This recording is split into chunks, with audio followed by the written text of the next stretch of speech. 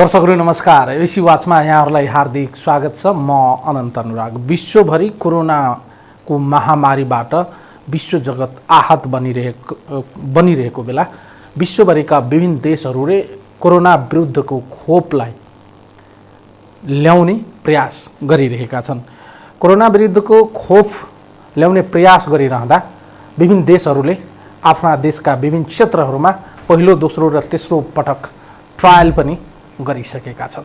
तर अब नेपालमा पनि 3 देशले बनाएको खोप ट्रायलको लागि नेपालमा प्रयोग हुने भएको छ।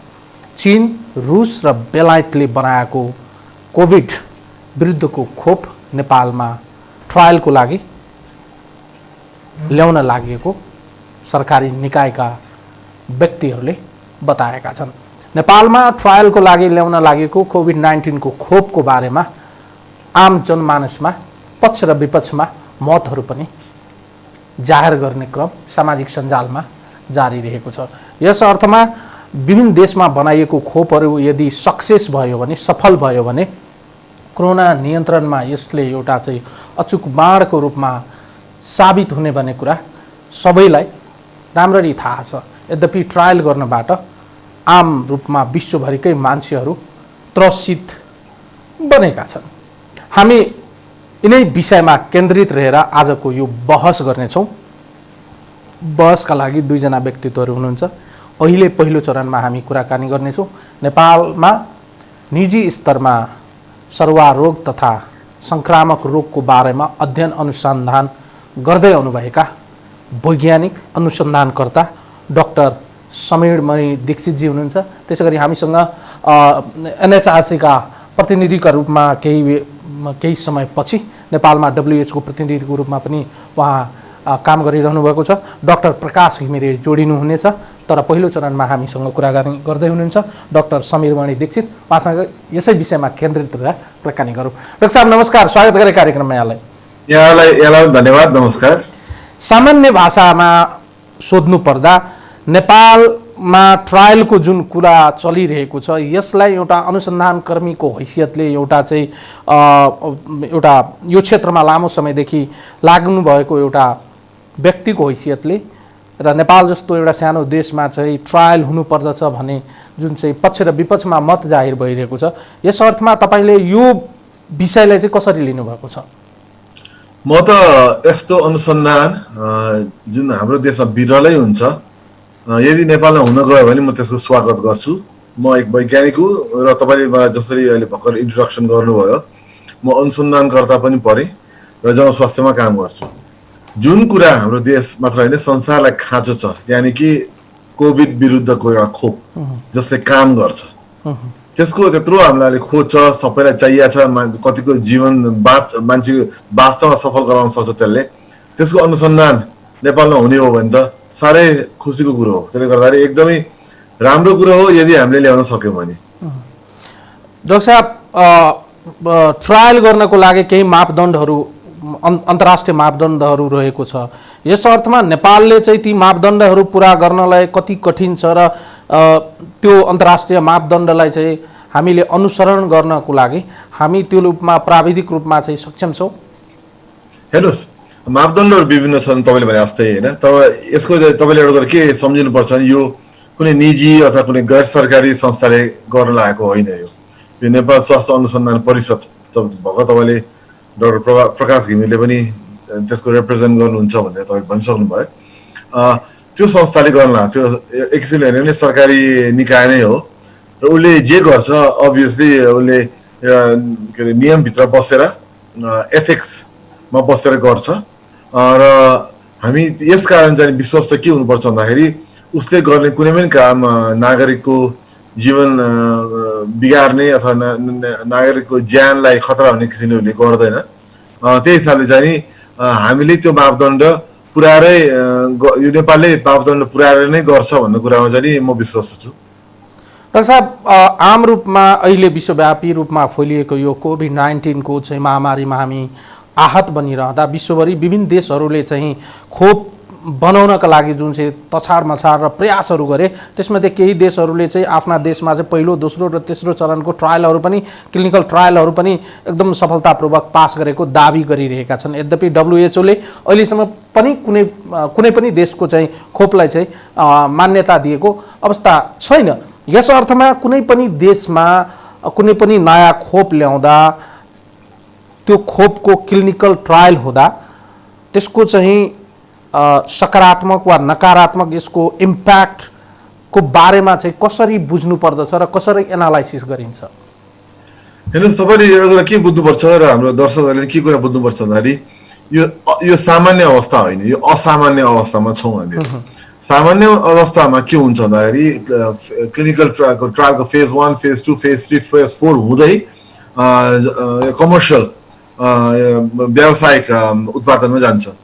त्यसको लागि वर्षौँ लाग्छ। यो कम्तीमा पनि 5 वर्ष लाग्छ एउटा भ्याक्सिनलाई बजारमा ल्याउनलाई, विभिन्न अनुसन्धानमूलक चरण गरेर। तर अहिले असामान्य परिस्थिति हो, जसको मतलब चाहिँ अहिले हामीसँग समय छैन कि। तपाईँ नेपालमै हेर्नुहोस्, दिन प्रतिदिन मान्छेको मृत्यु भइरहेछ। त्यसै गरी संसारमा विभिन्न देशहरूमा अहिले मान्छेको मृत्यु हुने क्रम जारी नै छ। होला त्यो बिस्तारै घट्छ होला, तर फेरि अर्को वर्ष आउँदैन भन्ने केही पनि ग्यारेन्टी छैन। त्यसपछिको वर्षहरूमा लगातार आउँदैन भन्ने केही पनि ग्यारेन्टी छैन। इनफ्याक्ट आउने सम्भावना बढी छ। यस्तो बेलामा हामीले के गर्नु, हाम्रो प्राथमिकता के हुनुपर्छ र विज्ञान जगतको र जनस्वास्थ्य जगतको प्राथमिकता के हुनुपर्छ भन्दाखेरि कसरी हुन्छ एउटा खोप ल्याउने, अथवा एउटा भनेको धेरै सकेसम्म धेरै, तर कम्तीमा एउटा खोप ल्याउने जसले चाहिँ नि मान्छेको ज्यान बचाउँछ कोभिड रोगबाट। त्यसको लागि अब मैले भनिहालेँ समय छैन क्या हामीसँग। हामीलाई त भोलि नै पाएर हाम्रो कि प्रत्येक दिन मान्छे त मरिरहेछ नि त, प्रत्येक दिन हजारौँ मान्छे मृत्यु भइरहेछ संसारभरि। भनेपछि आजको सट्टा भोलि खोप ल्यायो भने पर्सि 1000 मान्छे मृत्यु हुँदैन कि। त्यसले यो अहिले हतार छ, हामीलाई एकदम हतार छ। हो, त्यो अवस्थालाई चाहिँ हामी असामान्य भन्छौँ। त्यसको लागि चाहिँ यो तेस्रो चौथो पाँचौँ चरण भएर 5 वर्ष कुर्न सक्दैनौँ। हामीले 5 हप्ता कुर्नु पनि ठुलो कुरो हुन्छ। त्यसले गर्दाखेरि सकेसम्म छिटो ल्याउने, तर केही त्यो गर्ने क्रममा एउटा न्यून मापदण्डहरू निर्धारण गरेको छ विश्व स्वास्थ्य सङ्गठनले, US FDA ले, युरोपियन एजेन्सीहरूले। त्यो चाहिँ नि अब पालना गर्नुपर्छ। त्यो देशहरू अनुसार विभिन्न तिनीहरूको मापदण्ड फरक हुन्छ। तर मुख्य कुरो छिटो गर्नु चाहिँ एकदमै जरुरी हुन्छ यस्तो बेलामा। कुनै पनि खोपको क्लिनिकल ट्रायल गर्दा त्यसको चाहिँ रिस्क एनालाइसिस त हुँदो हो नि डाक्टर साहब? एकदमै रिस्क एनालाइसिस जहिले हुनुपर्छ। तर एउटा कुरा फेरि अर्को कुरा के सम्झौँ भने खोप लाएर जुन व्यक्तिको मृत्युबाट हामी बचाउन सक्छौँ त्यो महत्त्वपूर्ण कि हामी शङ्का मात्र गर्दै हिँड्ने, त्यो पनि एउटा एकदम महत्त्वपूर्ण कुरा हो। र एउटा कुरा अर्को कुरा म यहाँ तपाईँहरूलाई निवेदन गर्न चाहन्छु। हाम्रो नेपालमा हाम्रो इतिहास हेर्ने हो भने हामीले कहिले नै क्लिनिकल ट्रायल गऱ्यौँ? हामीले आफैले भ्याक्सिन त कहिले उत्पादन गरेनौँ। हामीले 1-2 चोटि विदेशमा बसेको भ्याक्सिनलाई हामीले यहाँ ट्रायल गरेको छ। जस्तो टाइफोइड हो उदाहरणको लागि, त्यो त एकदमै सफल भयो नि त, सक्सेसफुल भयो। त्यसले गर्दाखेरि टाइफोइड भ्याक्सिन काम गर्छ भनेर विदेशमा गरिसकेको कामलाई यहाँ ल्याएर यहाँ पनि काम गर्दो रहेछ भन्ने पुष्टि गरे मात्रै हो। सो भनेपछि यो ट्रायल जनावरबाट सुरु गरेर नै हाम्रो मानवमा यहाँ नेपालमा आएर गर्न खोजे होइन कि। विदेशमा पनि गरिसके, मानवमै गरिसके, मानवमा टेस्ट गरेर उनीहरूकै जनसङ्ख्यामा टेस्ट गरेपछि अझ व्यापकता दिनलाई गर्न खोजे हो कि नेपाल लगायत अन्य देशमा। त्यसले गर्दाखेरि हामीले अन्यथा लिनु हुँदैन। हामीले जनावरबाट सोझे मानवमा नेपालमा गर्ला भनेर भन्नेमा कुनै पनि सत्यता छैन। यो अन्य देशमा पनि मानवमै चलाइसकेको भ्याक्सिनलाई चाहिँ अब नेपालमा पनि अझ व्यापक स्तरमा लगेर परीक्षण गर्न खोजिएको मात्रै हो। यसमा भनेपछि यसमा त्यो यसले कुनै हानि गर्छ भन्ने कुरो चाहिँ नि सत्य नहुने सम्भावना बढी हुन्छ। तपाईँ पनि सामाजिक सञ्जालमा सक्रिय हुनुहुन्छ। सामाजिक सञ्जालमा यसको पक्ष र विपक्षमा मतहरू बाहिर आएको देखिन्छ। यस अर्थमा कतिपयले के भनेका छन् भने नेपालमा यो चाहिँ ट्रायलको हब बनाउनु हुन्न, क्लिनिकल ट्रायल गरेर आम जनताको स्वास्थ्यलाई जोखिममा पार्नु हुन्न भने एक थरीको तर्कना रहेका छन् भने एउटा अहिले डेस्परेट भएको हामी आम जनता चाहिँ चाँडोभन्दा चाँडो कुनै चाहिँ खोप आइदिएको भए हाम्रो जीवन चाहिँ जोखिम मुक्त हुन्थ्यो भन्ने चाहिँ कल्पना गरिरहेका छौँ। यस अर्थमा जसले यो भनिरहेका छन् कि नेपाल ट्रायल जोन हब बन्नुहुन्न, ट्रायलको लागि चाहिँ हाम्रो शरीर चाहिँ हामी उपलब्ध गराउँदैनौँ, हाम्रो शरीर चाहिँ हामी चाहिँ प्रयोगशाला बनाउन दिँदैनौँ भनिरहेका छन्, तिनीहरूलाई चाहिँ कन्भिन्स गर्न कति सजिलो छ? हेर्नुहोस्, यो ट्रायल भनेको फेरि पनि म भन्छु मैले बुझेको अनुसार अब त्यहाँ विभिन्न कुरा त नेपाल हेल्थ रिसर्च काउन्सिल यानि कि जनस्वास्थ्य अनुसन्धान परिषदले भन्ला होइन मेरो बुझाइमा पहिलो कुरो यहाँ बल जबरजस्ती कसैलाई समातेर ट्रायल गर्ने कुरा छैन विदेशमा नै ट्रायल गरेरै आएको हो यो नेपालमा त सुरु हुन लागेन विदेशमा भइसकेको ट्रायलले नेपालमा निरन्तरता पाएको मात्रै हो यस हिसाबले नेपालमा यो हब बनाउनु खोजेको भन्ने कुरा आएन दोस्रो अहिले पनि भने कसैलाई बल जबरजस्ती यसमा राखिन्न यो स्वेच्छा गरेर कसैलाई इन्ट्रेस्ट हुन्छ ऊ आउँछ अहिले भेन्टिलेटरमा राखेको कोही व्यक्तिको परिवारलाई यो भ्याक्सिन काम गर्न सक्छ यो लाग्यो भने तपाईँको परिवार माया गर्ने मान्छे जो अहिले भेन्टिलेटरमा हुनुहुन्छ उहाँको जीवन बस्न सक्छ भनेर हामीले ट्राई गर्न किन गर्ने उहाँको परिवारले नाइ भन्नुहुन्छ होला त त्यसबाट कसैको जीवन उकासिन सक्छ र जीवन मृत्युबाट तान्न सक्छ भने नाइ भन्ने सम्भावना एकदमै कम हुन्छ किनभने यसबाट ठिक हुने सम्भावना फेरि राम्रो छ किन यो ट्रायल गरेर आएको कुरा हो नि त त्यसै त यदि यहाँसम्म आइसकेको छैन नि त विभिन्न चरणमा यो काम लाग्ने रहेछ है भन्ने पुष्टि भइसकेपछि यहाँ आएको हो नि त त्यसले गर्दाखेरि हामीले यसलाई हेर्नुपर्ने भनेको यो यसो एकदम कसैलाई घोक्रे ट्याग गरेर गर भन्ने होइन यो विशेष परिस्थितिमा विशेष समुदायलाई चाहिँ नि यसमा स्वेच्छाले यसमा सामेल गराउने हो अनुसन्धान भनेको जहिले पनि त्यस्तै हुन्छ कसैलाई फोर्स गरेर गरिने किन हामी यो अरू देशहरू कुनै अधिनायकवाद देशहरू जस्तो होइन जहाँ चाहिँ बन्दुकको आधारमा या एकदम तर्साएर मान्छेलाई अनुसन्धानमा सामेल गर्न सकिन्न तपाईहरू अनुसन्धानको क्षेत्रमा हुनुहुन्छ विज्ञ हुनुहुन्छ कुनै पनि खोपको निर्माण पद्धति भनेको रिभ्यू लिटरेचरका विषयवस्तुहरू फिडब्याकका विषयवस्तुहरू स्याम्पल साइजका विषयवस्तुहरू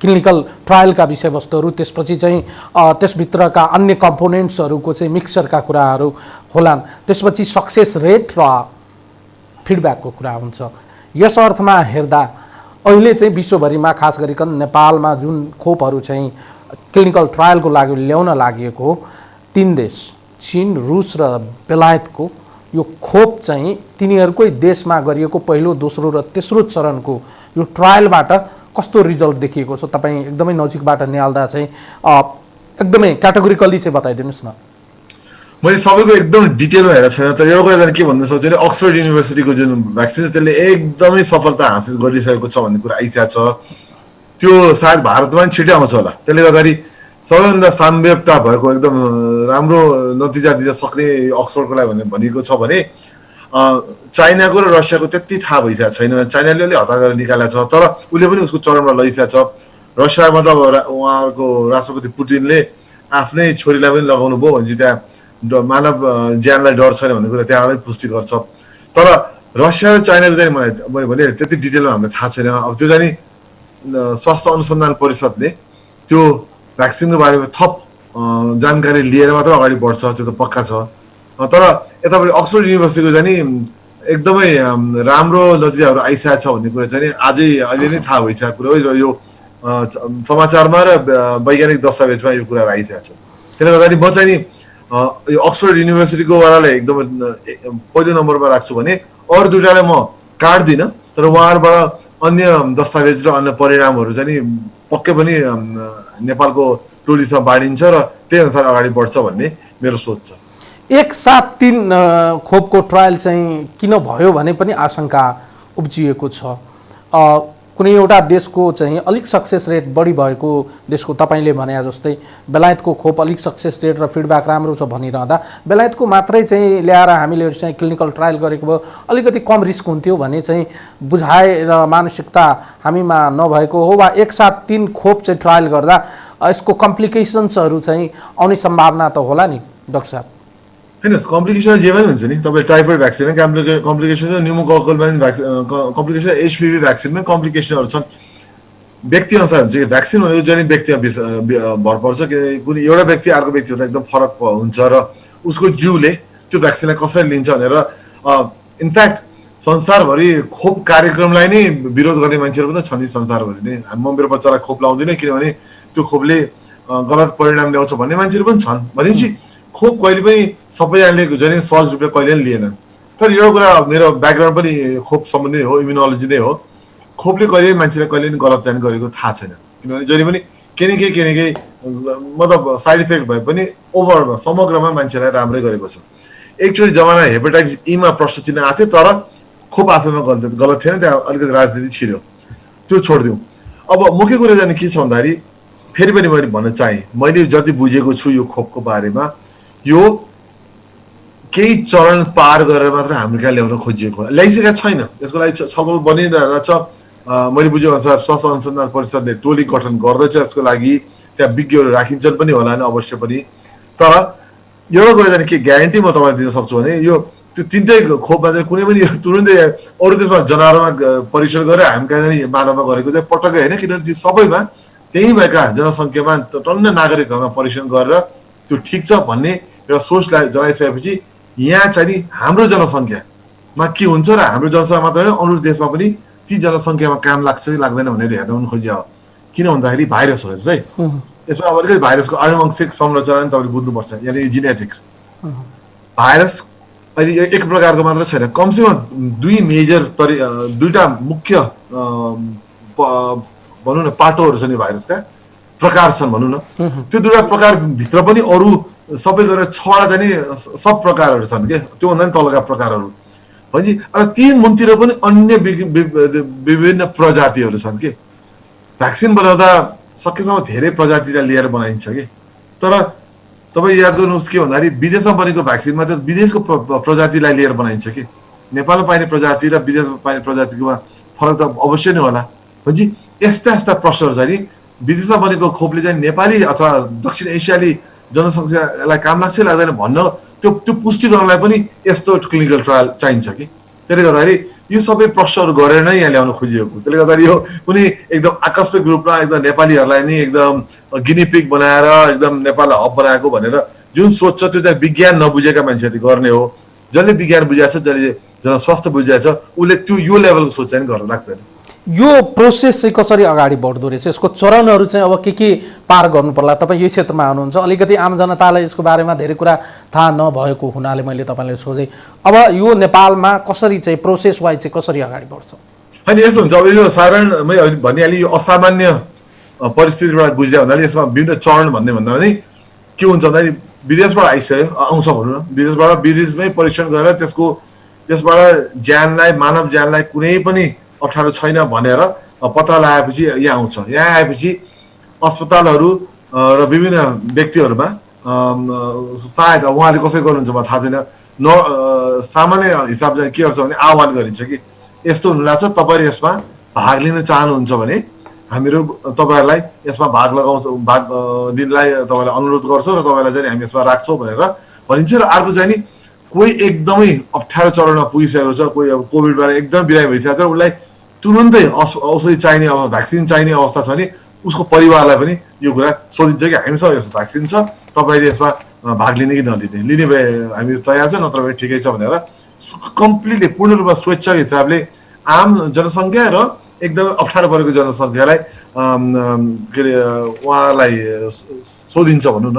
र त्यसपछि त्यही अनुसारले जाने अनि उहाँहरूमा खोप दिन्छ र त्यसपछि खोप दिएपछि हेरिन्छ, उहाँलाई अनुगमन गरिन्छ, उहाँलाई के भइरहेछ कसो भइरहेछ। दैनिक रूपमा डक्टर चिकित्सकहरू सबै हुनुहुन्छ, उहाँहरूमा कुनै नकारात्मक परिणाम आउँछ आउँदैन, उहाँको स्वास्थ्य अवस्था सुधिन्न भन्ने सबै हेरिन्छ। जस्तै अब भाइरल लोड हेरिन्छ, जिउमा प्रतिरोधात्मक जुन पद्धति विकास गर्नको लागि भ्याक्सिन दिने हो त्यो विकास भइरहेछ छैन हेरिन्छ।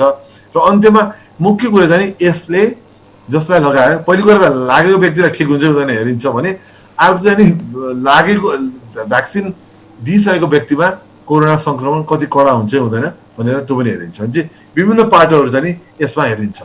ओके डाक्टर साहब, यसरी हेर्दा चाहिँ यसको चाहिँ इन्भेस्टमेन्ट र एक्सपेन्सेसको पाटो पनि होला।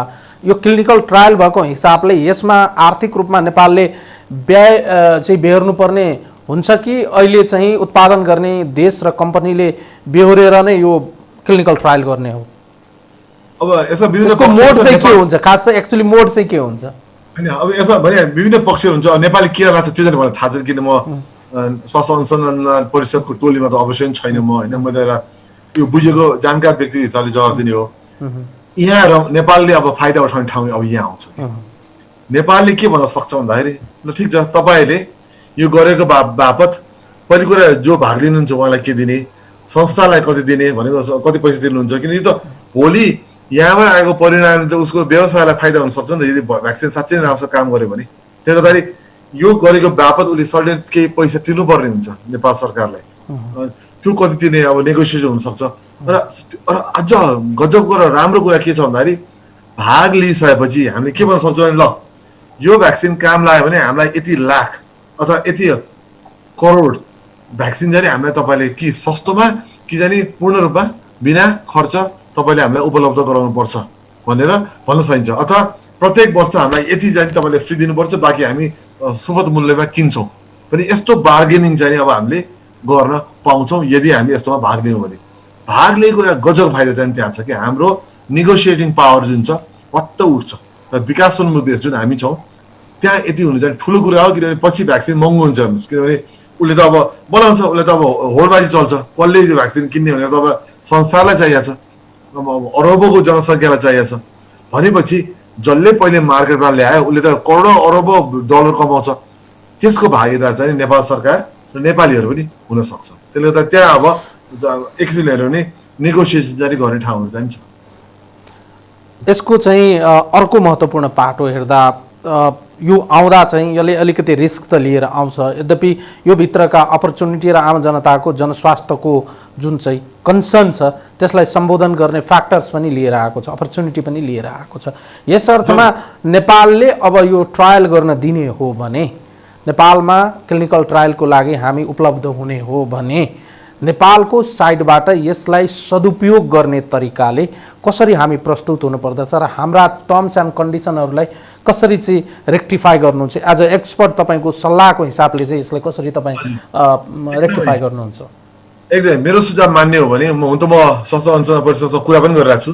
सायद हेरौँ के हुन्छ, उहाँले हाम्रो सुन्नुहुन्छ कि सायद बोलाउनु पनि हुन्छ कि विज्ञ भनेर। तर कुरा के भन्दाखेरि म भावी के गर्छ भन्दाखेरि पहिलो कुरा यो क्लिनिकल ट्रायलमा हामी सहभागी हुनैपर्छ, किनभने यसबाट हुने रिस्क जोखिम एकदमै कम छ कि।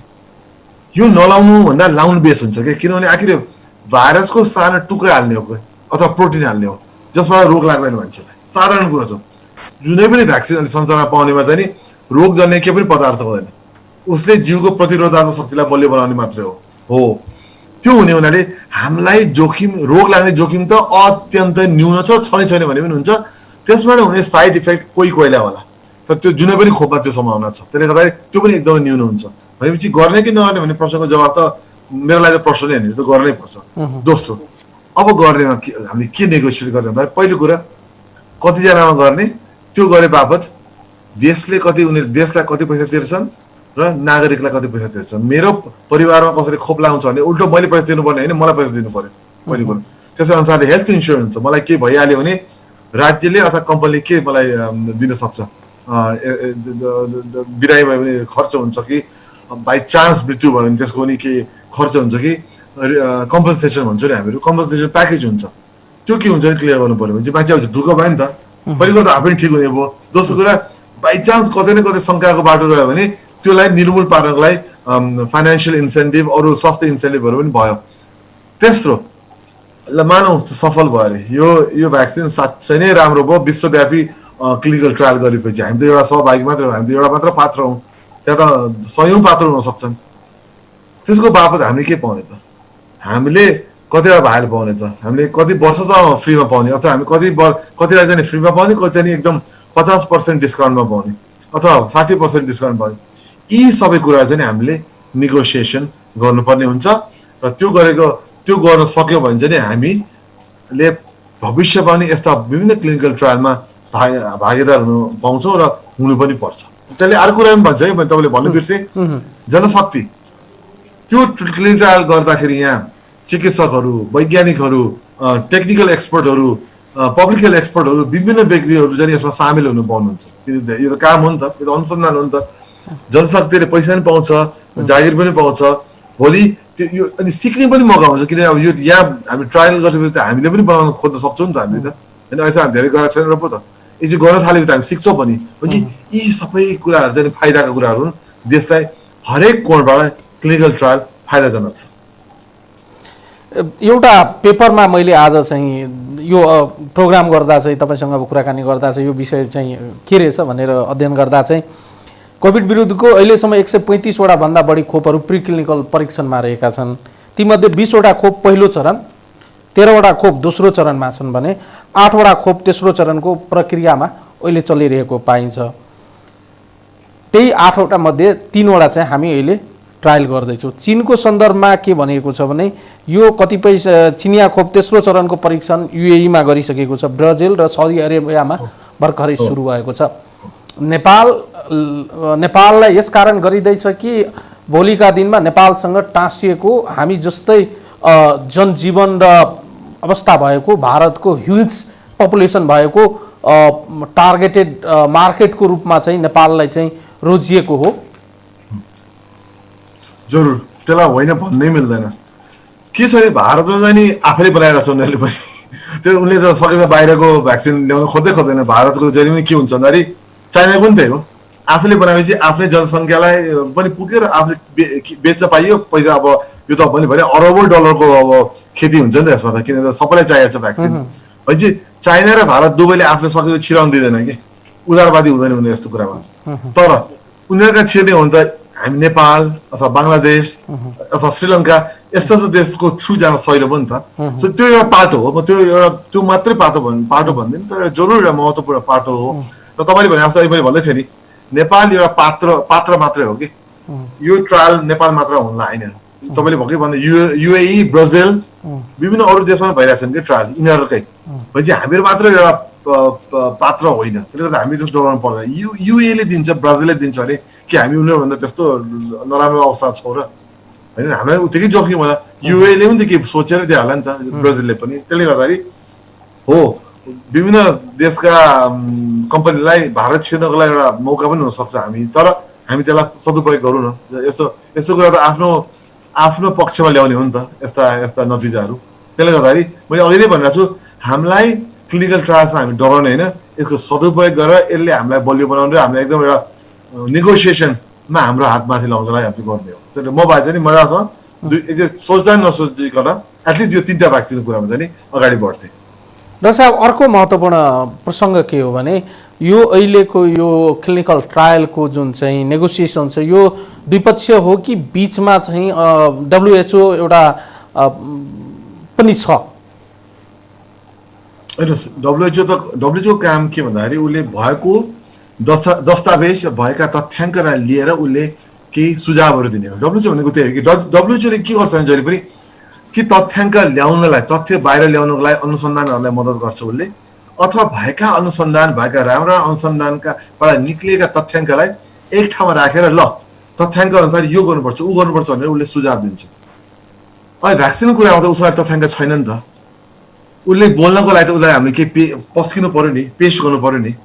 हो त्यो गर्ने क्रममा अहिले उसले धेरै बोल्दैन, उसले बोल्ने कुरै आउँदैन, उसलाई त तथ्याङ्क चाहिएको छ। त्यसले गर्दाखेरि बरु जस्तो US FDA भन्छ, यो अमेरिकाको food and drug administration FDA, उसले बरु यसमा अलिकति हेर्न सक्छ, किन उसले चाहिँ यसका पक्ष विपक्षहरू हेर्न सक्छ। तर जबसम्म नतिजा नआएसम्म विश्व स्वास्थ्य सङ्गठन अथवा WHOले बोल्ने ठाउँहरू धेरै हुँदैन। यो त अनुसन्धानको कुरो हो, अनुसन्धानबाट केही तथ्याङ्क बाहिर निक्लिनु पर्यो। बेलायतको अक्सफोर्ड युनिभर्सिटीले बनाएको जुन खोप छ त्यो चाहिँ WHO कै मार्फत चाहिँ नेपालमा प्रस्ताव गरेको भनिन्छ। मेडिएटरको रूपमा WHO ले चाहिँ यो के भन्छ यसलाई रेफर गरेको हो नेपाललाई, यो प्रयोग गरेर यसलाई क्लिनिकल ट्रायल गर भनेर चाहिँ सजेस्ट गरेको हो। त्यो मलाई थाहा भएन, किन मैले अभियसली त्यो मैले डिटेलमा हेरेको छैन। त्यो प्रश्न चाहिँ नि स्वास्थ्य अनुसन्धान परिषदलाई तपाईँले गर्नुपर्छ, मैले जवाब दिनु मिल्दैन। तर एउटा कुरा चाहिँ के भनिदियो भने जहिले पनि मध्यस्थकर्ताहरू हुन्छ, जस्तो युनिसेफ हो एउटा, नेपालमा कतिवटा भ्याक्सिनको लागि युनिसेफले जिम्मेवारी लिन्छ भने यसमा WHO ल्याउन सक्छ, किनभने यो आकस्मिक हो। रुटिन इम्युनाइजेसन जुन चाहिँ सामान्य खोप कार्यक्रमहरूमा चाहिँ युनिसेफले ल्याइदिरहन्छ, जस्तो HPV भ्याक्सिन, रोटा भाइरस भ्याक्सिन, त्यो युनिसेफ थ्रु आउँछ, किन बच्चाहरूमा हो भने यो अब यो महामारीको लागि चाहिँ विश्व स्वास्थ्य सङ्गठन बढी अगाडि पर्ने हुनाले उसले यो मद्दत गरे हुनसक्छ, म होइन भन्दिनँ, हुनसक्छ। तर जहिले पनि UN एजेन्सीहरूले मध्यस्थकर्ताको भूमिका लिन्छ, किनभने उनीहरू भनेको विज्ञहरूको समूह हुन्छ र उनीहरू संसारभर नै फैलिया छ। त्यसले गर्दाखेरि तपाईँको प्रश्नको ठोस जवाब चाहिँ अनुसन्धान परिषदबाट होला, तर म चाहिँ होइन भन्दिनँ, कोही त जरुर हुन्छ। चीनको भ्याक्सिनको बारेमा जुन प्रस्ताव आएको छ यसमा हामीले नेपाल अनुसन्धान परिषदका मान्छेहरूसँग कुरा गर्दा चाहिँ के बताइएको छ भने अफ द रेकर्ड बताइएको छ भने चीनले प्रस्ताव गरेको छ र चीनले नेपालको एउटा ठुलो चाहिँ सिमेन्ट फ्याक्ट्रीका 500 भन्दा बढी कामदारहरूमा यसलाई चाहिँ ट्रायलको रूपमा चाहिँ अगाडि लैजान खोजेका छन् भनिएको छ। यस अर्थमा सिमेन्ट फ्याक्ट्रीकै कामदारहरूलाई नै फोकस्ड गर्नुको पछाडिको रिजन के देख्नुहुन्छ? फेरि पनि अब कुन देश मिल्दोजुल्दो हुनसक्छ फ्याक्ट्रीका वर्करहरू त्यो विचार सकिन्छ होइन। कतिजना त भारतबाटै आउनुहुन्छ होइन। त्यसबाहेक होइन त्यो मात्रै होइन अब मजदुरहरू होइन। अब यसमा चाहिँ यहाँ चाहिँ एथिक्सले खेल्छ क्या। त्यसैले गर्दा स्वास्थ्य अनुसन्धान परिषदको भूमिका यहाँ हुन्छ कि मजदुरहरू भनेको जहिले पनि के हुन्छ उहाँलाई पैसा चाहिन्छ, उहाँहरूको आफूलाई उहाँको धेरै बुझ्ने शक्ति हुँदैन, उहाँ चेतना धेरै नहुन सक्छ, कतिजनाको त पढाइ पनि धेरै भए हुँदैन, अशिक्षा हुनसक्छ। सो उहाँलाई भ्याक्सिन ठेस्नलाई सजिलो पनि हुन्छ होइन। यी सबै कुरा चाहिँ नि हेर्नुपर्ने हुन्छ। उहाँलाई त पैसा मात्रै दिएर पनि भएन नि त, उहाँको स्वास्थ्यको पनि विचार गरिदिनु पऱ्यो होइन। सायद अलिक सजिलो गर्नको लागि गरे हुनसक्छ, तर हुनु त्यो आफैमा नराम्रो होइन। किनभने फेरि कम्पनीमा काम गर्ने मान्छेहरूको धेरै हेलमेल पनि हुन्छ, धेरैजना मान्छेसँग भेटघाट पनि हुन्छ, सङ्क्रमण धेरै अगाडि बढ्ने उहाँहरू पनि हुनुहुन्छ र उहाँहरूमा बाइचान्स केही अब बिरामी हुनु परिहाल्यो भने आराम गर्नलाई पनि उहाँहरूलाई पनि आराम गर्न दिन पनि सकिन्छ। अब स्वास्थ्य कर्मीलाई दियो भने स्वास्थ्य कर्मी नै बिरामी भइदियो भने फेरि मान्छेलाई कसले हेर्ने भन्ने कुरा आउँछ। यी विभिन्न कुराहरू छन् हेर्नुहोस्। त्यो चाहिँ नि अब स्वास्थ्य अनुसन्धान परिषदले सोचेर अगाडि बढ्नुपर्ने हुन्छ। यो प्रश्न उहाँहरूलाई गर्नुपर्ने जरुरी हुन्छ। तर मैले मेरो तर्फबाट अलिकति विचार त मैले अगाडि सारिदिइहालेँ। एउटा भनिन्छ यो विश्वास हो वा यसले अनुसन्धानकै पाटो होला, तपाईँ बढी यसलाई चाहिँ भेरिफाई गरेर अझै चाहिँ बुझाउन सक्नुहुन्छ हामीलाई। विश्वभरि जति पनि खोपहरू चाहिँ उत्पत्ति भएका छन् ती खोपहरूको चाहिँ संसारभरि नै एउटै खाले मापदण्ड चाहिँ हुन्छ, तर कतिपय सन्दर्भमा भूगोल र हावापानीले चाहिँ त्यो खोपको चाहिँ प्रभावको बारेमा असरको बारेमा चाहिँ फरक रिजल्टहरू पनि देखाउने गरेका छन्। यस अर्थमा नेपालको हावापानी भूगोल को सन्दर्भमा कुरा गर्दा चाहिँ अपेक्षाकृत रूपमा चाहिँ तपाईँहरूले चाहिँ यसलाई चाहिँ कसरी चाहिँ क्याल्कुलेटिभ रूपमा चाहिँ एक्सपर्टको भ्यू चाहिँ अगाडि सार्नुहुन्छ? होइन त्यही त मैले अहिले भन्दै आएको छु नि त, यो नेपाल पनि एउटा पात्र किन बनिएको छ भन्दाखेरि नेपालमा पनि भौगोलिक विविधता छ होइन। उच्च हिमालदेखि लिएर तराईसम्म विभिन्न किसिमको व्यक्तिहरू बस्नुहुन्छ होइन। त्यसले एउटा खोपको लागि पनि नयाँ जेनेटिक अथवा आनुवंशिक प्रश्नहरूको जवाब दिन सक्छ कि खोपको, त्यो त छँदैछ। साथै नेपाललाई एउटा समग्र देश भनेर हेर्ने हो भने पनि विभिन्न देशहरू मध्येमा नेपाल पनि भयो नि त। त्यसले गर्दाखेरि भाइरसको आनुवंशिक जुन पहिचान छ त्यसले पनि धेरै फरक पार्छ कि भ्याक्सिनमा। मैले अघि नै भने सुरुवातमै भने नि नेपालमा पाइने भाइरस, नेपाल जुन भाइरस आछ भनौँ फैलिरहेछ त्यो भाइरस र जुन अब चाइना युरोपमा बनेका भ्याक्सिनहरू जुन जसको लागि बनाइयो नि त्यसले नेपालको मा फैलेको भाइरसको पनि लाई पनि उत्तिकै काम गर्न सक्छ कि सक्दैन, अथवा उत्तिकै सफलता हासिल गर्न सक्छ कि सक्दैन भन्ने प्रश्न पनि हुन्छ कि। यी सबै कुराको लागि नै नेपाल पनि छानिएको हो। भनेपछि यी अघि नै मैले भने जस्तै विभिन्न देश क्लिनिकल ट्रायलमा राख्नु भनेको यही प्रश्नहरू, यस्तै प्रश्नहरू जवाब दिनको लागि पनि हो कि विविधतालाई यसले समेट्न सक्छ कि सक्दैन यो भाइरसले। अमेरिकामा काम गर्ने भाइरसले युरोपलाई काम लाग्छ लाग्दैन, युरोपमा काम लाग्ने भ्याक्सिनले अस्ट्रेलियामा काम गर्छ कि गर्दैन, अस्ट्रेलियामा काम गर्ने भ्याक्सिनले चाहिँ नि नेपाल, इन्डिया, दक्षिण एसियालाई काम लाग्छ लाग्दैन। यस्ता यस्ता प्रश्न चाहिँ आउँछ भ्याक्सिनमा प्रारम्भिक चरणमा। ओके डाक्टर साहब, अहिले नेपालको सन्दर्भमा अब अन्त्यतिर छु, म तपाईँसँगको बहसलाई बिट मार्न खोजिरहेको छु। नेपालको सन्दर्भमा अहिले चाहिँ कोभिडका केसेसहरू चाहिँ एकदमै ऱ्यापिडली बढेको देखिन्छ। तपाईँ सुरुदेखि अहिलेसम्म एकदमै क्रिटिकली चाहिँ हेर्दै हुनुहुन्छ, तपाईँ आफ्नो चाहिँ भनाइहरू पनि विभिन्न माध्यमबाट चाहिँ बाहिर ल्याउँदै हुनुहुन्छ। यस अर्थमा अहिले जुन ऱ्यापिडली केसहरू बढेको देखिन्छ, रेसियो जुन केसको बढेको देखिन्छ र डेथ रेट पनि केही अलिक बढी भएको हो कि भन्ने चाहिँ एक किसिमको चाहिँ सन्तासको अवस्था छ। पछिल्लो यो केसको चाहिँ रेसियोलाई चाहिँ तपाईँले कसरी क्याल्कुलेसन गर्दै हुनुहुन्छ र यसको पछाडिको रिजन चाहिँ के देख्नुहुन्छ? होइन अब अहिले हेर्दा सङ्क्रमण त बढेको छ र मृत्युदर पनि बढेको छ। त्यसमा त हामीले 2 महिना त छैन नि। पछिल्लो हामीले 1 महिना हेर्ने हो भने संक्रमण र मृत्यु दर दुवै बढेको छ, जबकि पहिलासम्म 0.2% थियो भने अहिले बढेर 0.5 को हाराहारीमा पुगेको छ। भनेपछि यो विगत 2 महिना जतिमा त अझ 1 महिना 1.5 महिनामा त भत्तै बढेको छ। त्यो किन भइरहेको छ भन्दाखेरि मुख्यतः समाजमा गयो नि। अस्ति त क्वारेन्टिनको डाटा लिएर हामी खुसी भएर बसिरहेको थियौँ। क्वारेन्टिनमा जो आउनुभयो युवा हुनुहुन्थ्यो, उहाँहरूमा खासै सङ्क्रमण देखिन थियो, लक्षणै देखिन थियो। तर जब उहाँहरू समाजमा जानुभयो र समाजमा गएर फैलिन थाल्यो, त्यो समाजमा चाहिँ नि जोखिम समूह धेरै हुन्छन् र उमेर भएका समूह पनि धेरै हुन्छन्। र नेपालको सन्दर्भमा उमेरभन्दा पनि बढी जोखिम समूह चाहिँ नि अन्य रोग लागेका, दीर्घ रोग लागेकाहरू बढी हुनुहुन्छ भन्ने कुरा देखिन थालेको छ। र अहिले नै हाम्रा भएका अनुसन्धानले देखाइसक्यो 12-15% त हाम्रोमा दीर्घ रोगी नै हुनुहुन्छ हाम्रो जनसङ्ख्यामा। भनेपछि त्यो समूहमा पुगेपछि त अभियसली सङ्क्रमण कडा हुने नै भयो र हामी त्यो देखिरहेको छौँ। तर फेरि पनि यहाँ के भन्न चाहन्छु भन्दाखेरि हामी यो आत्तिर भयावह भन्ने शब्द हाम्रो नेपाली हाम्रो वर्णमाला भन्छु कि हाम्रो के भन्छ डिक्सनरीबाट निकाला भन्छु कि म चाहिँ नि आजको दिनमा हामी 8 महिनादेखि भयावह भन्दैछौँ। यो भयावह अवस्था अहिले पनि छैन। हामी उत्कर्षमा पुगिरहेको छौँ, उत्कर्ष बिन्दुमा पुग्दैछौँ नेपालमा। एक हदसम्म पुग्छ, हेर्नुहोस् अब छिट्टै नै पुग्छ मेरो विचारमा। यो इन्फ्याक्ट पुगि पनि सक्यो होला। त्यसपछि बिस्तारै म घट्दै घट्दिनँ भन्दिनँ, घट्ने क्रम चाहिँ सुरु हुन्छ। अहिले उत्कर्ष बिन्दुमा चाहिँ के अब मृत्यु दर पनि बढ्छ र सङ्क्रमण दर पनि बढ्छ। त्यो भएको चाहिँ त्यही नै हो हेर्नुहोस्। र अब हेर्नुहोस् प्रत्येक दिन सङ्क्रमण त बढ्छ नि। 3 करोड जनसङ्ख्या भएको देशमा प्रत्येक दिन अब तपाईँ 250, 300, 200 हुनुलाई तपाईँले 600, 700, 800 हुनुलाई चाहिँ तपाईँले त्यस्तो भयावह रूपले हेर्नु हुँदैन हामीले। र अर्को काठमाडौँको उदाहरण दिन्छु म। 130बाट सुरु भयो, अहिले 210 पुगेको छ झन्डै 10-15 दिनमा। त्यसलाई पनि स्वाभाविक रूपमा लिऊ भन्छु म। त्यो चाहिँ समाजमा सङ्क्रमण बढेको चाहिँ सङ्केत हो। त्यही ओके, धन्यवाद डाक्टर समीर तपाईँको समय र संवादको लागि। हस्, धन्यवाद यहाँलाई पनि। धन्यवाद। दर्शकहरू, अब हामी संवाद गर्नेछौँ नेपाल हेल्थ रिसर्च काउन्सिलका सदस्य, WHO का प्रतिनिधि समेत रहनुभएका डाक्टर प्रकाश घिमिरेसँग र हामी यो क्लिनिकल ट्रायलकै बारेमा, खोपको क्लिनिकल ट्रायलकै बारेमा कुराकानी गर्नेछौँ। यसअघि हामी कुराकानी गर्दै थियौँ वैज्ञानिक सर्वरोग रोग तथा सङ्क्रामक रोग क्षेत्रमा अनुसन्धानमा चाहिँ विगत लामो समयदेखि आबद्ध रहनुभएका डाक्टर समीरमणि दीक्षितसँग अब हामी डाक्टर प्रकाश घिमिरेसँग कुराकानी गर्छौँ। डाक्टर साहब नमस्कार, कार्यक्रममा स्वागत गरेँ। म WHO को एक्सपर्ट ग्रुपमा मेम्बर मात्रै हो। ओके डाक्टर साहब, स्वागत गरेँ कार्यक्रममा। र पहिलो प्रश्न, नेपालमा यो जुन क्लिनिकल ट्रायलको कुरा अहिले जुन चर्चामा छ, यो कसरी सुरुवात भयो र यसको चाहिँ फाउन्डेसन चाहिँ कसरी तयार भयो, आम दर्शकलाई बताइदिनुहोस् न।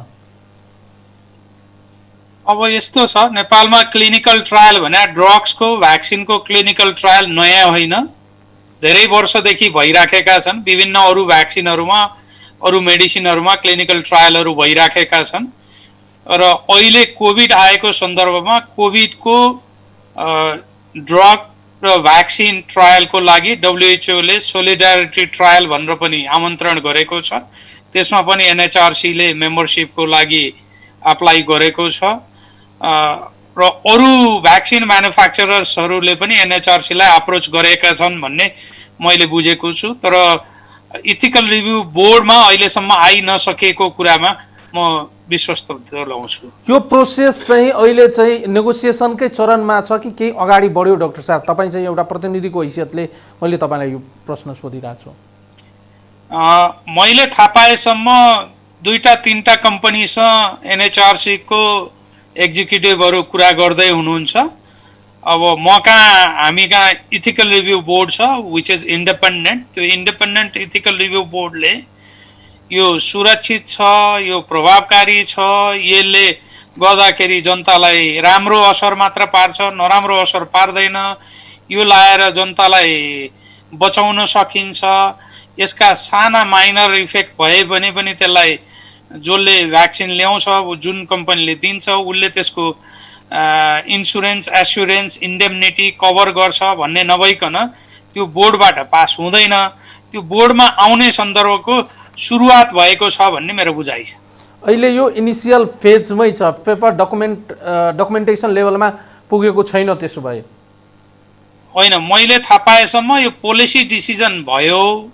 पोलिसी डिसिजनमा चाहिँ अब हामी कहाँ पनि भ्याक्सिन ट्रायललाई केही कम्पनीहरू केही देशका म्यानुफ्याक्चररहरू आए भने दिनुपर्छ भनेर मन्त्रालयको निर्देशन रिसर्च काउन्सिललाई छ। तर रिसर्च काउन्सिलको पनि आफ्नो प्रोटोकल छ, गाइडलाइन छ। त्यो गाइडलाइन अनुसार अब इथिकल गाइडलाइनको 4वटा पिलर हुन्छ। त्यो 4वटा पिलर मध्ये बेनिफिसियन्स भने जसलाई दिइन्छ त्यसलाई अथवा त्यसका देशलाई, त्यसको परिवारलाई, सबैलाई फाइदा के हुन्छ भन्ने हेरिन्छ। दोस्रो, कसैलाई पनि जबरजस्ती दिइन्न, इन्फर्म कन्सेन्ट लिएर उसको स्वेच्छाले दिइन्छ भन्ने कुरा हेरिन्छ। तेस्रो, लाइसकेपछि पनि र लाउँदै बिचैमा पनि 2-3टा डोज दिनु छ भने उसले कुनै बेला पनि आफ्नो स्वेच्छाले छोड्न सक्छ। चौथो कुरो, मलाई लाग्छ अथवा रामलाई लाग्छ, हरिलाई लाग्छ, सीतालाई लाग्छ भन्ने कुरा यो बाहिर जान पाइँदैन। उसको कन्फिडेन्सियलिटी मेन्टेन गर्नुपर्छ, रेस्पेक्ट फर इन्भाइरोमेन्ट हुनुपर्छ। यो चाहिँ युजुअली चेन अफ कमान्ड भएको अर्गनाइजेसनहरूमा त्यो कुराहरू हुँदैन। त्यस कारण इन्डिपेन्डेन्स एस्योर गर्नुपर्छ भन्ने कुरा हुन्छ। डाक्टर साहब, यो रिस्कीको हिसाबले हेर्दा यसलाई कसरी बुझ्न सकिन्छ? आम रूपमा यो कति रिस्की छ? तपाईँ एउटा आफै मेडिकल पर्सन भएको हैसियतले मैले सोधेँ तपाईँलाई, यो कति रिस्की छ नेपालको सन्दर्भमा? कुनै पनि औषधि, कुनै पनि भ्याक्सिनको कुनै पनि साइड इफेक्ट नभइकन आउँदैन। मात्रै के हो भने बेनिफिसियन्स, कति फाइदा हुन्छ कति बेफाइदा हुन्छ त्यो कुराहरू हेर्नुपर्छ। यसले कति प्रतिशत मान्छेलाई बचाउन सक्छ अथवा यसलाई रोग लाग्नबाट बचाउन सक्छ, यी कुराहरू हेर्नुपर्छ। रिस्क मिनिमाइज गर्ने रोल चाहिँ 3टा संस्थाको हुन्छ।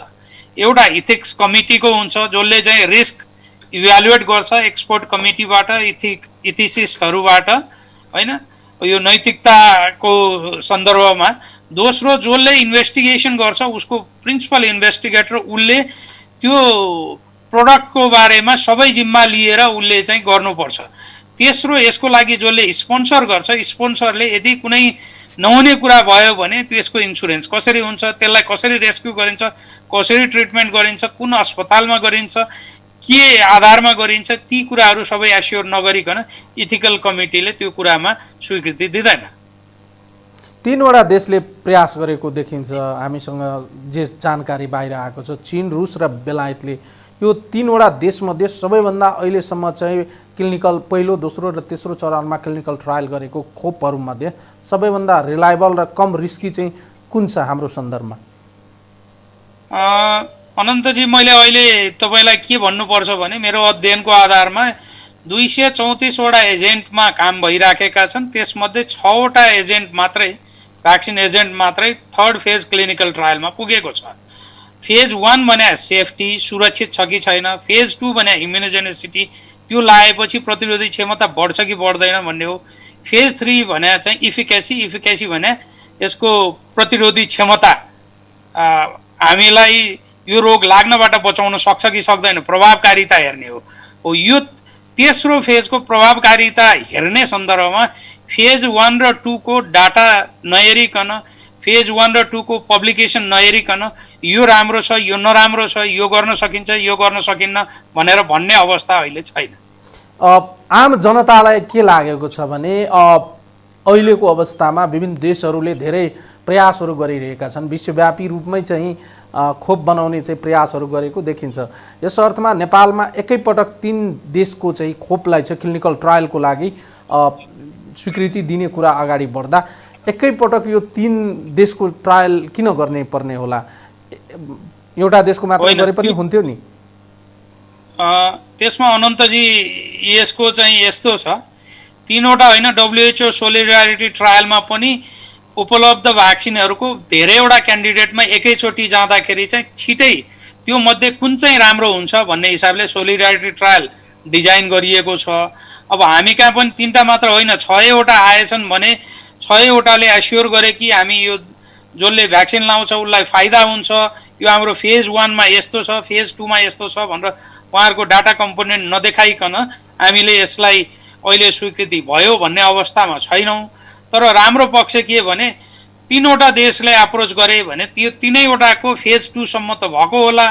अब यो डकुमेन्ट आएर हामीले अध्ययन गरेपछि मात्रै अब यसमा कसको भ्याक्सिन कसरी दिने, कसले के एस्योर गर्ने, नेपालीलाई के फाइदा हुने, यो भ्याक्सिन नेपालमा ट्रायल गरेपछि त्यो भ्याक्सिन नेपालमा सप्लाई गर्दा सस्तोमा दिने हो कि सित्तैमा दिने हो कि त्यसले जनतालाई बचाउने हो कि नबचाउने हो, साइड इफेक्ट के हुने हो, यो सबै कुरा नहेरिकन अहिले यसको राम्रो यसको नराम्रो भन्न सकिने अवस्था छैन।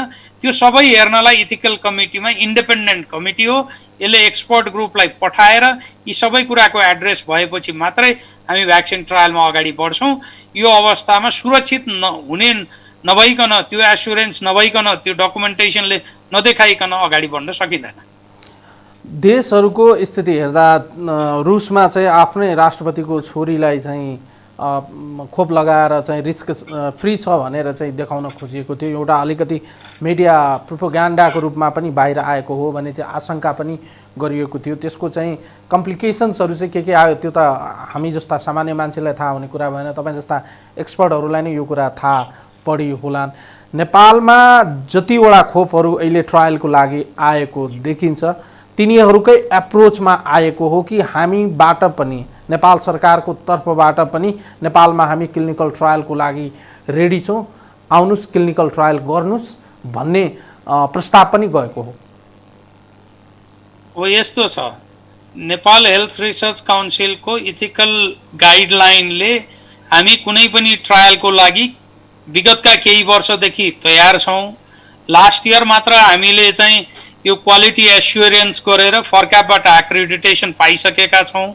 यहाँ अहिले पनि अरू भ्याक्सिन अरू ड्रग्सका ट्रायलहरू भइराखेका छन्। यो कसले एप्रोच गरे भन्दा पनि प्रोडक्सन गर्ने ट्रायल गर्ने संस्थाहरूले यो नर्मल हो एप्रोच गर्ने। तर एप्रोच गर्दाखेरि हाम्रो सरकारले पनि यो अवस्थामा प्रिन्सिपल्ली हामी कहाँ मान्छेलाई बचाउन सकिन्छ भने आओस् भन्नु यो पनि राम्रै कुरा हो। तर ती सबै डकुमेन्टेसनमा निटिग्रिटी नहेरिकन इथिकल कमिटीले अहिले यसै हो भन्न सक्ने अवस्था छैन र हामी कहाँ अहिले प्रस्ताव चाहिँ इथिकल कमिटीमा आएको अवस्था छैन। सामाजिक सञ्जाल तपाईँ हेर्दै हुनुहुन्छ होला, आम रूपमा नेपालमा योभन्दा अगाडि पनि धेरै थाहै नपाइकन चाहिँ क्लिनिकल ट्रायलहरू भएको भने एक किसिमको गुनासाहरू पनि सामाजिक सञ्जालमा लगातार सुनिन्छ। यस अर्थमा हेर्दा कतिपयले यो पनि भनिरहेका छन् कि हाम्रो शरीर चाहिँ प्रयोगशाला हो र हामी कुनै पनि देशको चाहिँ खोपलाई चाहिँ हाम्रो शरीरमा प्रयोग गर्न दिने।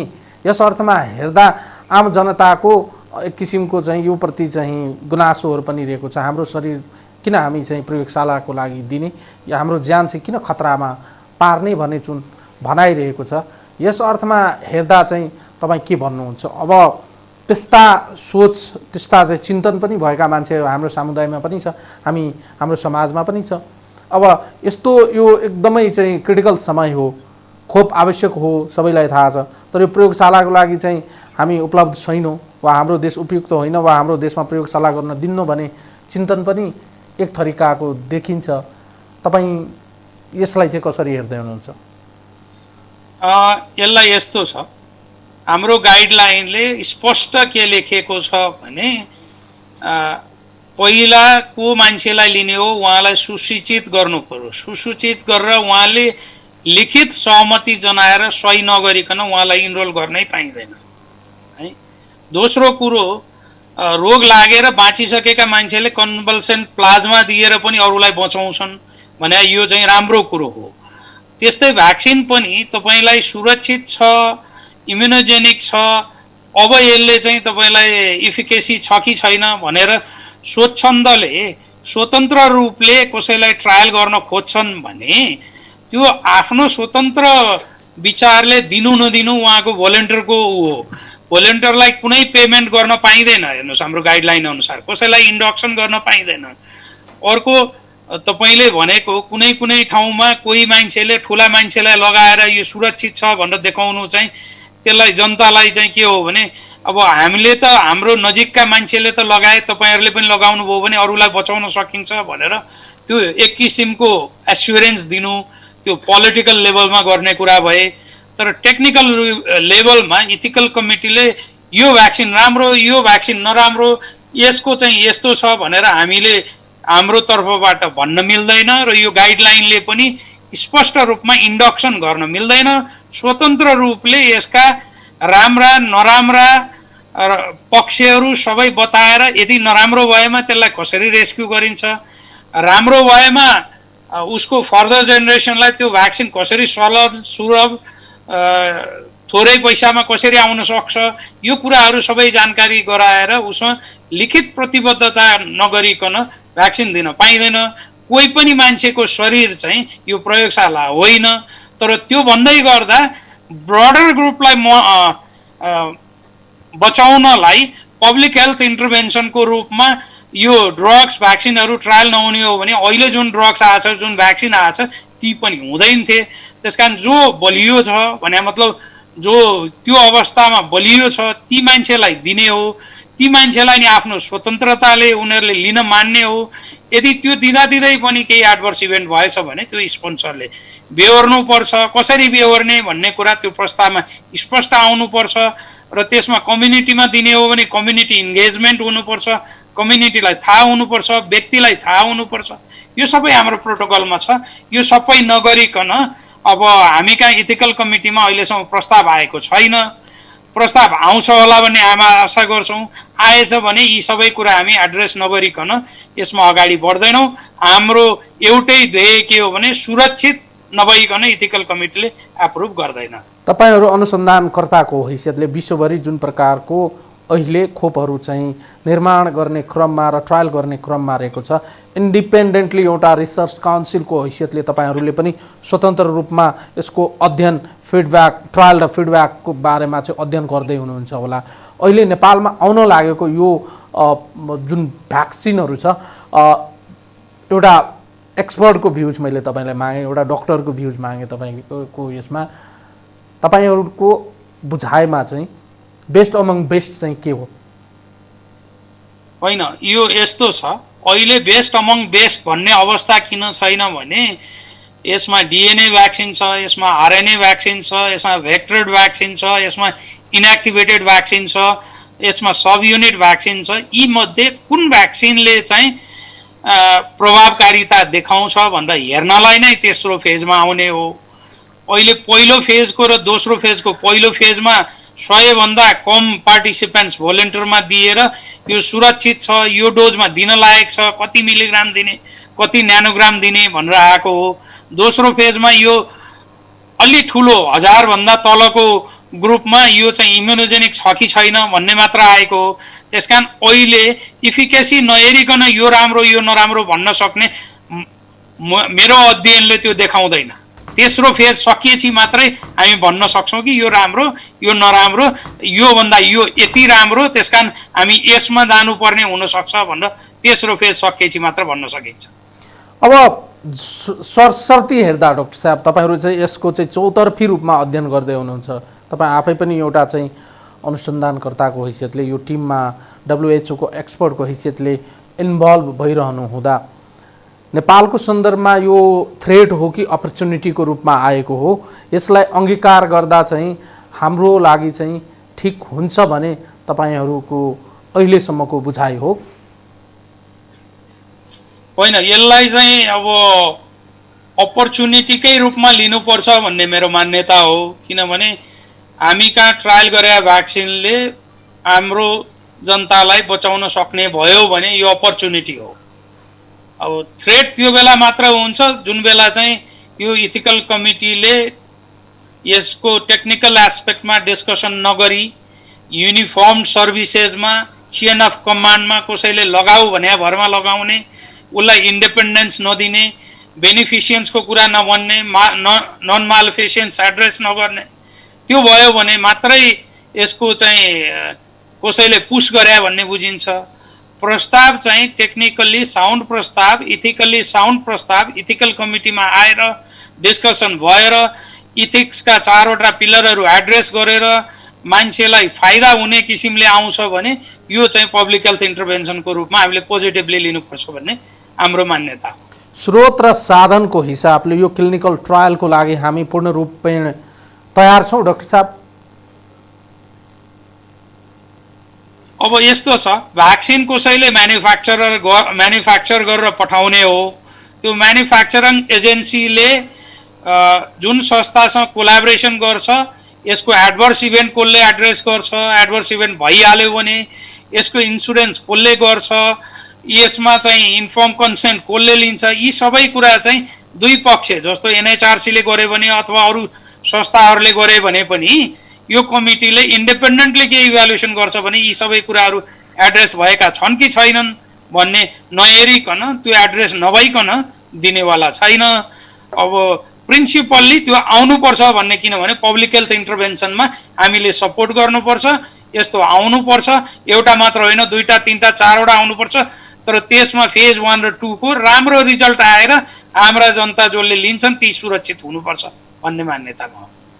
एक तरिकाले हेर्ने हो भने यो जुन ट्रायलको लागि हाम्रो देशमा अहिले हामी प्रयोग गर्न खोजिरहेका छौँ, यो क्लिनिकल ट्रायल पछि यदि यो मध्ये कुनै एउटा खोप सक्सेस भयो भने यो सक्सेस भएको खोपबाट नेपालले चाहिँ कसरी चाहिँ फाइदा लिने होला, कसरी चाहिँ यसलाई चाहिँ हामीले बढीभन्दा बढी फाइदा लिने र यसलाई नेपालको सन्दर्भमा ट्रायल गर्ने, तर भोलि ट्रायल सक्सेस भयो भने नेपाललाई चाहिँ चाहिने आवश्यक त्यो औषधि चाहिँ कसरी चाहिँ पूर्ति गर्ने होला र त्यसलाई चाहिँ कसरी हामीले सदुपयोग गर्ने होला? हो, यसमा प्रस्ताव जसले पेश गर्नुहुन्छ उहाँले नेपालको इन्टेलेक्चुअल प्रपर्टी राइट के रहन्छ, यो भ्याक्सिन यहाँ ट्रायल गरेपछि भोलि भ्याक्सिन एभाइलेबिलिटीमा, भ्याक्सिन कस्टिङमा के सपोर्ट गरिनेछ, यो जनतामा कसरी एभाइलेबल गराइनेछ, यो सुरक्षित तवरमा भन्ने कुरा प्रस्तावमा प्रष्ट आउनुपर्छ। प्रस्तावमा यी कुराहरू जो संस्थाले कोलाबोरेसनमा गर्न खोज्छ त्यो स्पष्ट आएन भने कमिटीले यो कुरा स्पष्ट गर्नुहोस् हाम्रा जनतालाई, किनभने इथिक्सको 4वटा प्रिन्सिपल मध्ये त्यो भ्याक्सिन ट्रायलमा इन्भल्भ हुने मान्छे र त्यसको कम्युनिटीलाई के फाइदा हुन्छ भन्ने पहिलो प्रश्न हो। त्यो प्रश्नको उत्तरमा उहाँहरूले स्पष्ट भन्नु पर्यो। यो भ्याक्सिन ट्रायल गर्दाखेरि यो ठाउँमा सक्सेस भयो भने हामी यति लो कस्टमा हामी दिन सक्छौँ, अथवा यो समुदायमा सित्तैमा दिन सक्छौँ, त्यो उहाँको कुरो हो। त्यसमा हामीले सित्तैमा दिनुहोस् अथवा यति लो कस्टमा दिनुहोस् भन्ने होइन।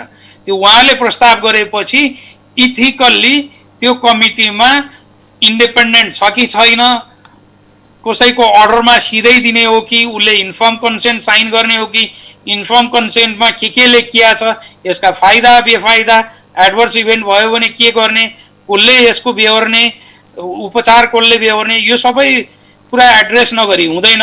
जो संस्थाले कोलाबोरेसन गर्छ त्यसले आफ्नो इन्टेलेक्चुअल प्रपर्टी राइट र देशका यी भोलिन्टियरहरू र अन्य जनतालाई यो भ्याक्सिन कतिमा कसरी उपलब्ध गर्न सकिन्छ त्यो कुरा प्रष्ट लेखिनुपर्छ।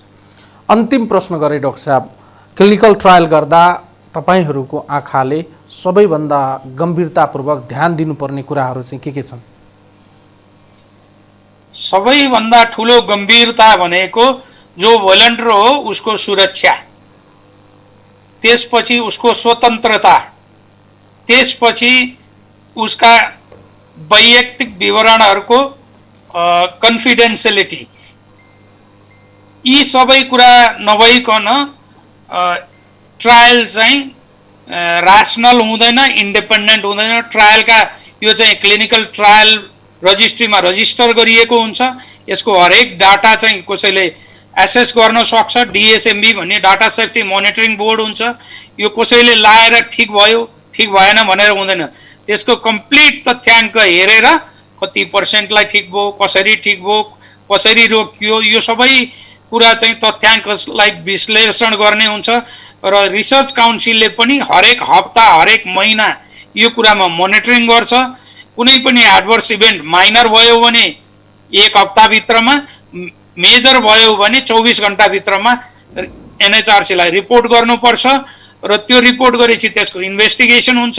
त्यो इन्भेस्टिगेसन हुँदाखेरि कुन कुराले गर्दाखेरि भएको, भ्याक्सिनको कारणले भएको हो भने इमिडिएटली अरू फर्दर भ्याक्सिन लगाउनलाई रोकिन पनि सकिन्छ। त्यसकारण यसको गाइडलाइन एकदम हाम्रो कडा छ। त्यो गाइडलाइन मानेर आउनेले गर्न पाउँछ। हस्त धन्यवाद समय र संवादको लागि डाक्टर साहब। केही थप्नुपर्ने छ भने मैले थप्नलाई समय उपलब्ध गराएँ डाक्टर साहब। हजुर, धन्यवाद तपाईँ मार्फत तपाईँको श्रोताहरूलाई यो भ्याक्सिनको बारेमा। भ्याक्सिन आउँदैमा हामी सबै सुरक्षित छौँ भन्ने चाहिँ सोच्नु भएन, तर भ्याक्सिन आउनु एउटा सुरक्षाको एउटा अर्को उपाय हो। यसले सम्पूर्ण हामीलाई सुरक्षित राख्नमा मद्दत गर्छ। राम्ररी, रासनल्ली, इथिकल्ली आएको भ्याक्सिनलाई हामीले प्रमोट गर्नुपर्छ। हस् त, धन्यवाद डाक्टर साहब। दर्शकहरू, उहाँ हुनुहुन्थ्यो डाक्टर प्रकाश घिमिरे, नेपालका लागि WHO को एक्सपर्टको रूपमा उहाँ काम गर्दै हुनुहुन्छ र उहाँ NHRCमा पनि एउटा भूमिका निर्वाह गर्दै हुनुहुन्छ। आज हामी चाहिँ नेपालमा हुन लागेको 3 देशको खोपको COVID-19 खोपको क्लिनिकल ट्रायलको चाहिँ कम्प्लिकेसन्सको बारेमा, यसको फाइदा बेफाइदा अपर्च्युनिटीको बारेमा कुराकानी गऱ्यौँ र यसको चाहिँ स्टेपहरूको बारेमा कुराकानी गऱ्यौँ। आजको लागि यो संवाद यति नै। सम्पूर्ण युनिटलाई मैले पनि बिदा दिनुहोस्। नमस्कार।